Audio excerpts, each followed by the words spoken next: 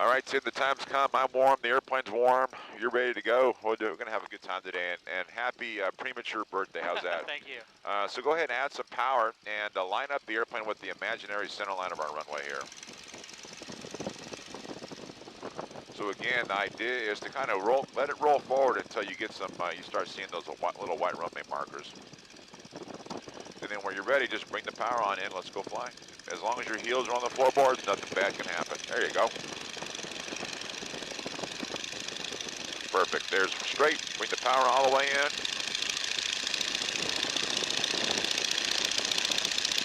Lower the nose a little. We came off the ground quick. So lower the nose for me. And watch the airplane drifting to your left. There we go. And I want you to bring the power back to about 1850. Up. Come on back some more. There you go. Now, there's a city right ahead of us. Let's make a right-hand turn. And there's a red and white checkerboard, red and white tower there as well. I want you to keep going until we're going to the right of that. All right. Now we'll bring the power back a little bit more.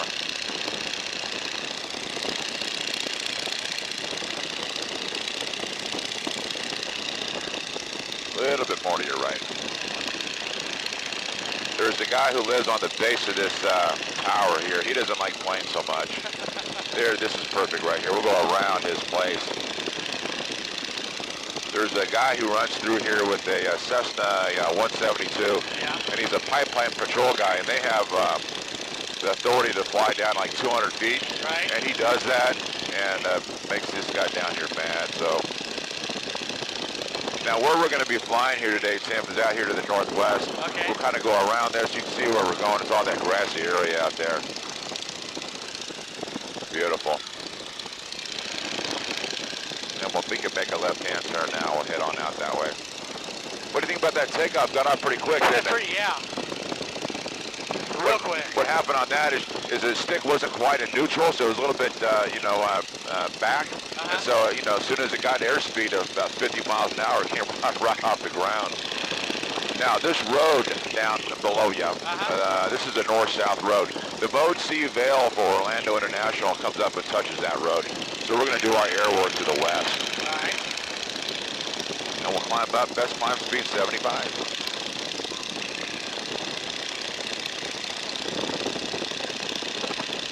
Now, generally, you don't see anybody ever out here. If people are flying north to south, south to north, they're generally over the beaches because there's not much to see here in Central Florida. And definitely if they're flying through here, they're at a lot higher altitude than we are. Let's make a right-hand turn. We'll go up here to the north. There's a little grass airstrip right down there below us.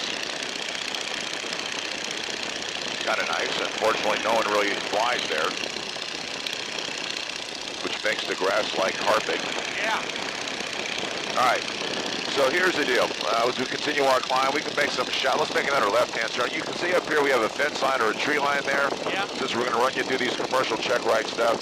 Everything out here is laid out north, south, east, west fashion, which is great because it keeps your attention outside the airplane. And when you fly a Stearman, that becomes actually critical. What a day. Wow. Yeah, gorgeous out. Now let's go back to the right so you can see how sensitive the ailerons are, number one. And number two, you can see how you need a little bit of right rudder to keep that ball in the middle on the right-hand turn. Unfortunately, Tim, for you, you're sitting right on the center of gravity. Yeah. So it's just like the airplane that you fly. To bring the nose up small, let's keep on climbing. When you solo the airplane, you solo it from back here. Right. And it's really nice because your whole body, in essence, becomes that little black ball. You can really feel the airplane yaw to the left and to the right. So it makes flying it a little bit easier back here. All right. When we get to about 1,300 feet, that's plenty high. We'll level the airplane here. And we'll bring the power back to about 1,800 RPM or so.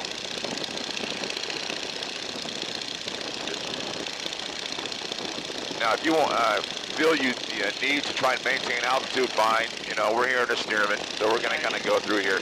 Let's warm you up here. The power's looking actually okay where it's at. Let's do a 360-degree turn to your left. If you put that left wire parallel with the horizon up there and a little bit above, that'll be a level turn in the sky. Perfect. Now you can see you got your section lines over here off your left shoulder. Right. So this would be a great area and a great airplane to get your private because you got that wire up there, which is kind of a nice reference, and you have these wires off your left wingtip. It's kind of a crosshairs. You can see north, south, east, west. So that's, we'll call that 180 degrees is air.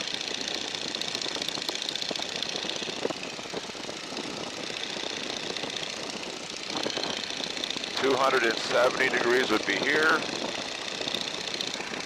Great job. And that's a level turn right here.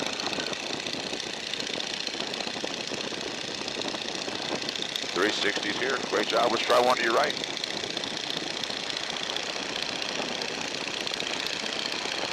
So the whole open cockpit deal, you know, we're down here in Florida, so everybody likes the convertible. Yeah. They want to rent the convertible. Great job. That's 90 degrees right there. You'll notice you have to use a little right rudder on this one. Around we go.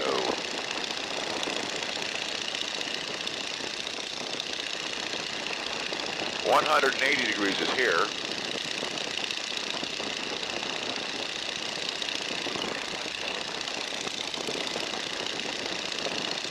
Perfect. 270 is here. There's your section line right down there.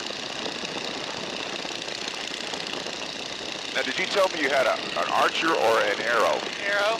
So you have the retractable landing gear and all that. So you're all set to go with that. All right. We'll leave the power right where it's at. We'll roll the wings back to level. Now let's go to 60 degrees, okay? So let's go put that left wire parallel with the horizon. That's a given. Now we know what that is. That's 45 degrees. Let's go 15 degrees beyond that. So this is where you have to guess. So as long as that wire is above the horizon, right about where it's at, that's a level turn. A little bit more to your left. That's about 55. That's 60 right there. Right around in here. That's 180 degree turn there. A little steeper. Just keep it going to your left. And again, this is plus or minus 50. Right. We're already 200. Yeah. And we'll roll the wings back to level. If we did 4 or 5 of these, you'd be right on the money. It's just a matter of getting used to it. Let's try one to your right. Same deal. 60 degree angle of bank turn. 360 right. There's 45. A little bit more to your right. A little bit more. There you go. That's 60. You're bring that nose up. So you should feel that. There you go. Through that G-force. Right there. Perfect. 270 degrees is there. 360s here. Great. Let's go ahead and roll out of this. We're at 1,000. That's fine. Bring the power back to about 1750. And give me a 180 degree turn, left or right, your choice. Tim, are you having fun? Yeah. Now, the Lazy 8. Again, they're really easy to do. And we're going to kind of push you a little bit on this one to see if you can do them precise. But here's what we got. Just keep going until we're perpendicular to this line right here. All right. Because this is a ground reference maneuver. So here's the key. 10 degrees. I'm going to kind of coach you through this. Generally, when you do this for your license, this is a full power maneuver. We're going to run the power out about there. So you go 10, I'm going to come on the controls with it. 10 degrees to your left, right here. That's all you want to start with. And bring the nose up in a climbing turn. Freeze the stick right here. You freeze the stick. Let the airplane do the maneuver for you. The nose will come through the horizon right precisely at the 90 degree point. We're looking at our ground reference down here. Let me roll it on out. We should be at the same speed and altitude that we started. So that's the kind of the goal. Anyways, okay, airplane's yours. Let's have you do one of those to your left. You can do it as shallow or as steep as you want. The idea behind what we're doing in the Stearman, however, we're listening to it. Now listen to it. You can hear it slow down right here. Hear it chugging? Yeah. There's 65. The nose will fall through the horizon there. Pick out your section line down there. Let it speed on up. And roll it right on out. So for us, it's an audio thing. Let's try one to the right. Same deal, but you're going to have to use a little right rudder over the top. Now, the cue here is if the nose does not fall through the horizon at the 90 degree point, then you move the stick when we're going uphill. If you freeze the stick, it will come through the horizon. It has to. That's just physics. You like those? Yeah. Let's try it complete. Let's string it together. One to the left, followed by one to the right. No stopping in between the two. All right. So shallow angle of bank to your left and bring it on up. Come on back. Get it going up. There you go. There's your little line. Downhill she flies. Rolling on out and due onto the right. Now, if you were to do 4, 5, 6 of these, they become really, really simple, and you can get really aggressive with this thing, get the nose up really, really steep, because we are in a Boeing Stearman. Little right rudder right here. There you go. And there's your line. Lazy 8. But what do you think so far? Is this thing flying like you thought it was going to fly? Is it better? Is it easier, harder? It's kind of sluggish on the controls. Yes. But then it's really sensitive, so it's hard to know when it, you know what I mean? It's heavier. It's heavier, but when it goes, it goes. It goes, exactly. Exactly. All right. Do just some slow flight here. This is kind of a fun. I'm going to take you through the stall series with this thing. We're plenty high at 1,000 feet. I'm comfortable here because it's extremely predictable. Tim, go ahead and bring the power back to about 1,300 RPM. Go ahead and lower the nose. I want you to bring it back to 13. Lower the nose. The idea is to speed it on up to about 100 or so until you can hear the whistle of the wind in the wires. Okay. All right, so lower the nose. And don't look at the airspeed indicator. It's got to teach it by sound. Can you hear that whistle? Yeah. Okay. Bring it back to level flight. Now, just listen to it. You should be able to start hearing it slow down. Sound alone. It's talking to you. Bring the nose up some more. So this develops seat of the pants flying technique, which is instrumental if you're going to fly a fighter. Bring the nose up some more. Now, when it stalls, don't dump the nose. Just hold the stick right where it's at. Keep bringing that nose on up. Come on back some more. Come on back some more. You're getting close. The stick's shaking around a little bit. There's your stall right there. Pretty nice, huh? Yeah. Again, it's a trainer. Bring the power back in and away you go. Great job with the rudder pedals, by the way. Now, when you put that into context, in World War II, you had to solo this thing in between 8 and 12 hours of instruction. So let's say you've got 10 hours, okay? And you go out solo the airplane, you're out practicing with it, and if the airplane had any tendency to spin or do anything that a cadet with very little time couldn't get out of, it's going to kill a lot of kids, you know, back then in World War II, spin them on in. Obviously it didn't do that. It's very, very docile in the stall. There was another aircraft that was used by the Army Air Corps. It was called the PT-22. Yeah. They called that one the Cadet Killer. Low-wing monoplane. They quite frequently base the final. They get it slowed down. Airplane would stall. It would spin on in right there at the end of the runway. But for pure kind of fun flying, this is a great option. Not a good airplane if you want to go someplace. You got the traveling machine there. Yeah. I'm going to show you something here. Roll it on out here and bring the nose on up. Bring the nose up some more. We'll do a power on stall. Now when it stalls, watch what it does. If you look out on the wingtip, on the wings, on between the struts, you'll see the fabric start to flap around, so you can see the airflow departing from the airfoil. You can see the stall happening. You're right on it now. Watch what it does. You can feel it. There's your stall right there. So you're back in level flight. Very, very predictable, as you can see. One more thing for you, and then we'll just let you have some fun. Bring the power on back to idle. So real slow, bring the power all the way back to idle.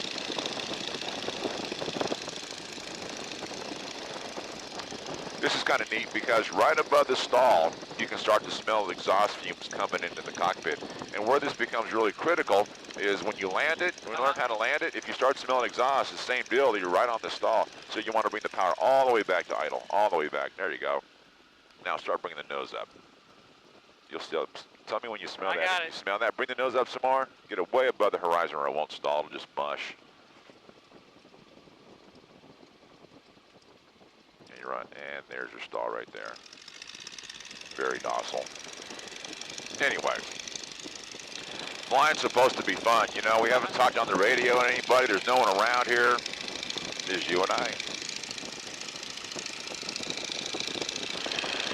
Well, Tim, have some fun with this thing. You know, we got plenty of time before we have to head on back towards Fantasy of Flight. You know, if you want to do some more lazy H or steep turns, or if you want to try to see what a chandelle is all about in this thing, I can demonstrate one of those, or you can just try one if you want.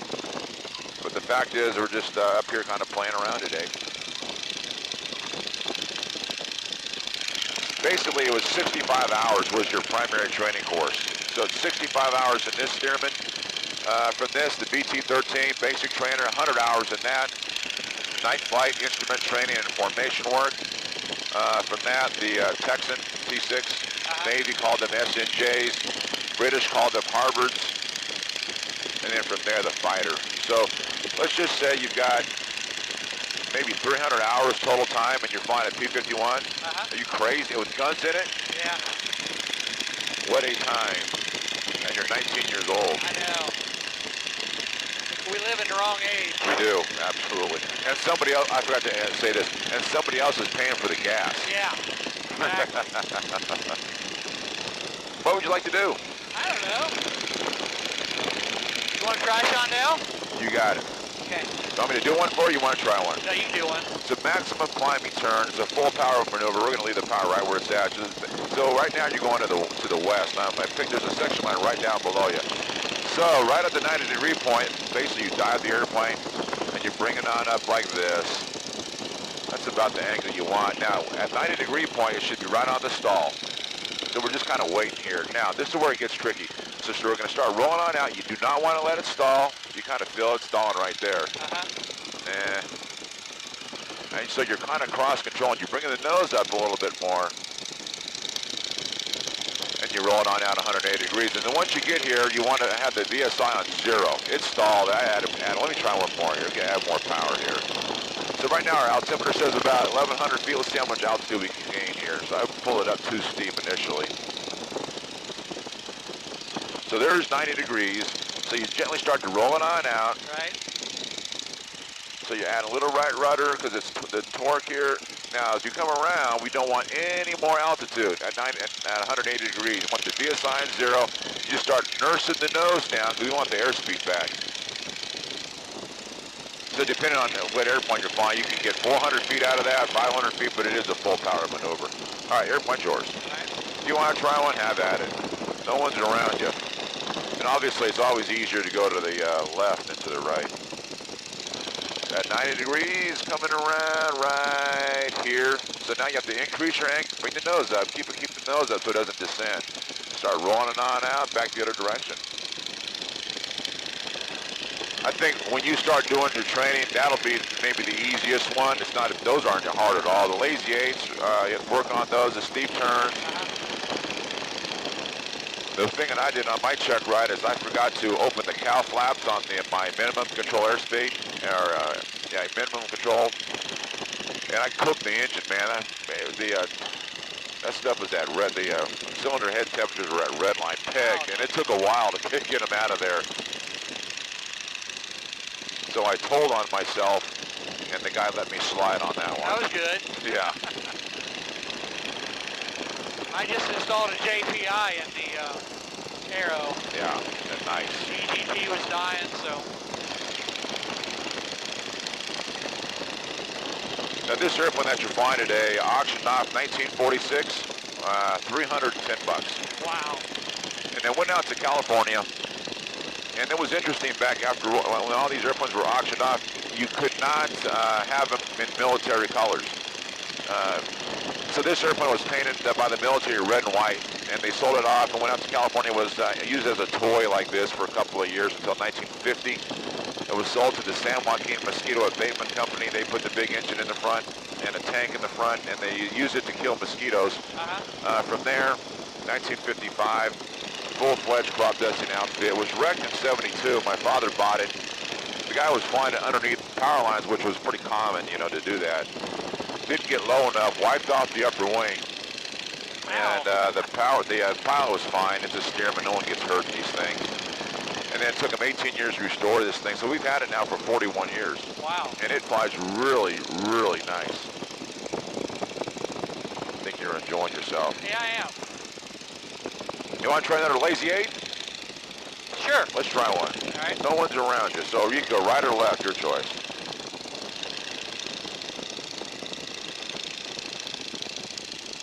There you go. You can listen to this thing over the top. Beautiful. Great job. I love these. Look how slow that is over the top. It's beautiful. Nice job. I think that might be the best one you've done so far. Let's try one of those to the right.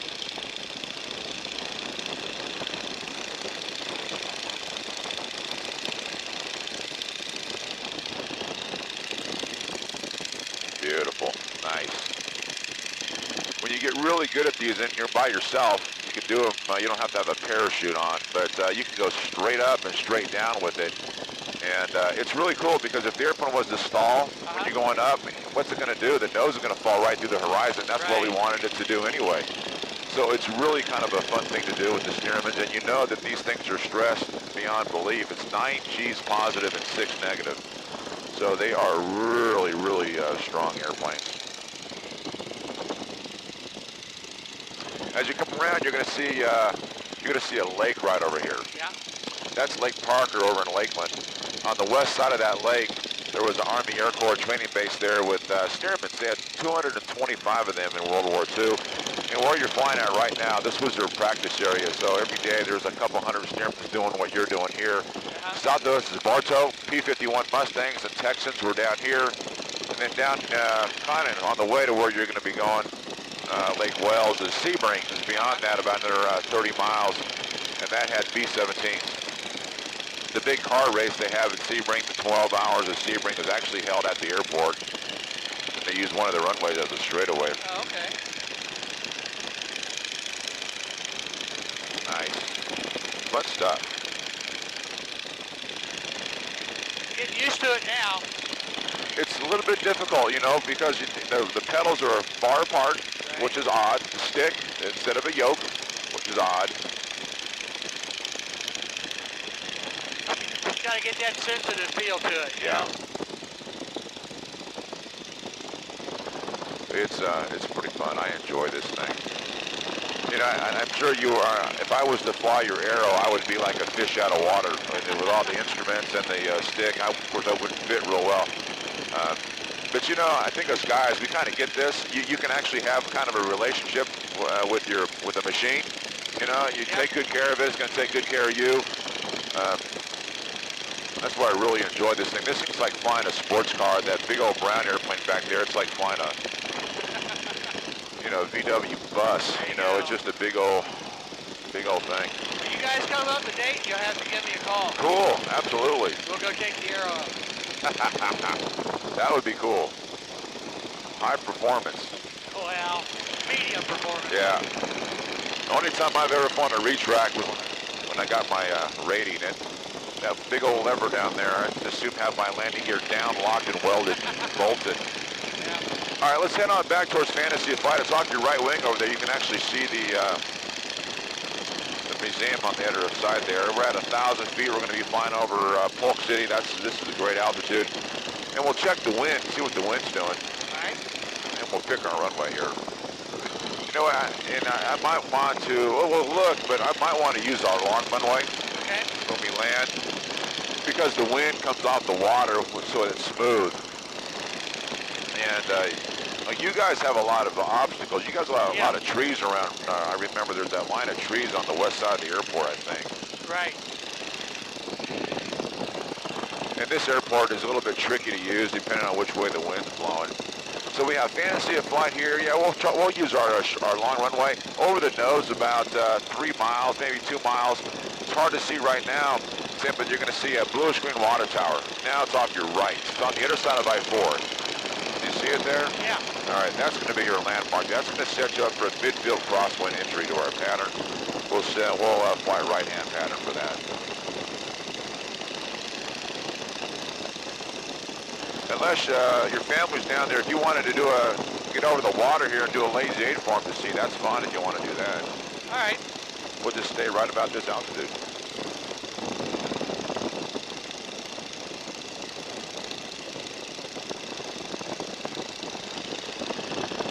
I called my friend yesterday. He lives in Columbus. He said it was like 34 degrees there yesterday. It was as a high. 19 was the wind chill this morning. Whoa. Wow. No, thank you. I know. I don't miss that snow thing, I'll tell you that. I got to go back to it, too. Right out here? Hold on a little bit more. There's some houses down below. All right. They can see you, they can hear you. Whenever you're ready, let's try one. Go to the left. There's a bird right here over the top. The bird's messing up the stuff here. Yeah. Let it go, and we'll do one to your right. Roll right on through. Yeah, I saw him.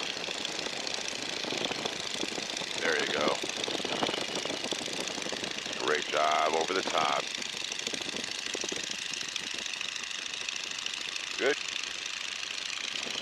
Now, off your left wing is that blue screen water tower. You know, either way you look at it, you're going to have a 45-degree crosswind, but we're on grass. So let's make a left-hand turn. We'll head over towards that water tower, and then we'll enter our pattern there. Okay. Now, I'm going to have you do the landing with this thing here as well. It's really simple, especially because of the grass, but the idea is to kind of keep it up a little bit on the high side on final. Okay. Because when you chop the power, this airplane falls out of the sky. It comes down really, really quick. And then you come down, you flare the airplane, and then you just kind of keep it off the ground as long as you can, and the airplane transitions into a 3-point attitude. Okay, so we're doing a crosswind? No, let's just go ahead and make a 180 now. And just keep it coming around. You can see it looks like the wind is actually favoring the long runway. If you come on, we'll kind of come out this way and give yourself plenty of room on the pattern here. Okay. And what we're looking for as far as speeds is 75. Anyway, and I don't really care what the speed is, and we'll slow it down on short final. We got a mile of runway. All right, looking good. So we'll bring the power back here, Tim, a little bit. There's a school right ahead of you, so we're not going. Well, on the far side of the lake, we'll make our right-hand turn.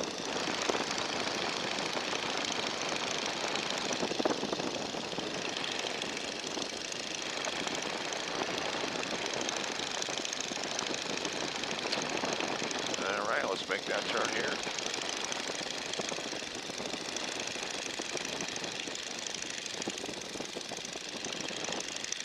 I mean, you can take your headset off now and you can say, man, this thing's loud. But, you know, right now, from the ground, it's not producing much power. It's not very loud down there. It doesn't disturb any of these people down there. All right, there's your runway. You can see your crosswind component, which is on the lake. Yep. So you got left to right. There's some smoke out there as well on the far side of the runway. The only obstacle you have here today is we have those power lines, high-tension power lines on the end of your runway. Yep.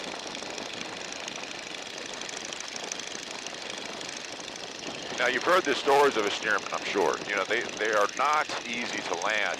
On grass, you can get away with murder with them. On asphalt, totally different thing.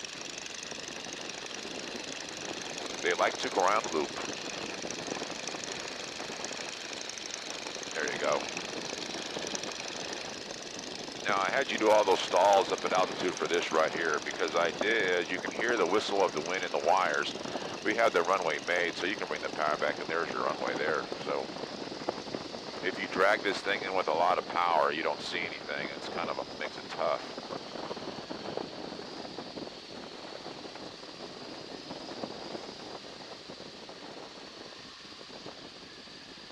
You're going to hear it. We'll bring the power to idle, and it's coming on now. We'll get a little wind off these trees right here. Great job. Nice, and there's the ground. Now just hold it right here. This is the tough part, keeping it going straight. So you kind of jab at those rudder pedals. Look straight ahead. Right about here, when it gets down to really slow, about 20 or 30 miles an hour, this is what it starts doing. Okay. Because you're losing rudder effectiveness. So you can imagine what would happen if we were on asphalt. Oh, yeah. We'd be off the runway. They're slipping. That's why grass is great when you fly planes like this. Great job. Take me home. Tim, did you have fun? Yeah, I did. Good.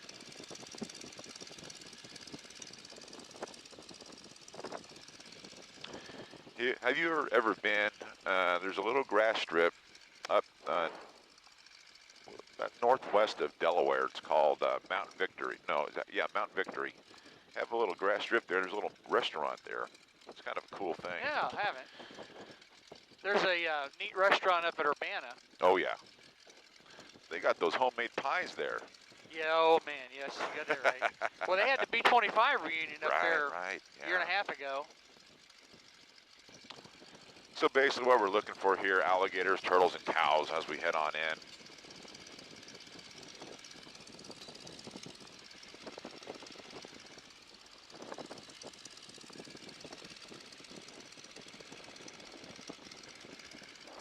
There we go. Looks like you got the hang of this too.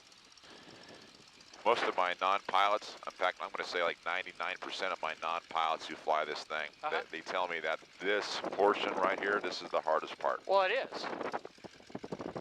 I mean, and I'm really spoiled with the aero.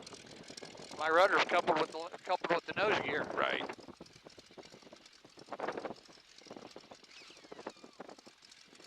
Looks good.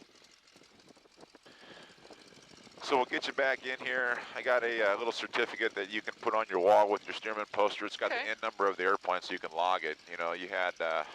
well, I brought... Are you a CFI? I'm not a CFI, no. Okay. You can put it in your log. I tell people you can put it in your logbook. You just don't put it in the last block. But I'll be happy to write in your logbook if you want to. I brought it with me. Sure. Hanging it right here? Yeah, hanging right here. I'll let you do the swinging around part. That's my favorite. I'll take it from here. Your airplane. Yeah. It's got the full swivel steerable tail wheel, so we can put it into these short areas there. There's your sun. Got the video camera rolling. And we'll go all the way to the right. It'll swing right around. Now to shut her down, just bring the mixture control all the way back to lean for me. Take that one last deep whiff. You'll smell that 100 octane. Ooh, that smells good. Great job.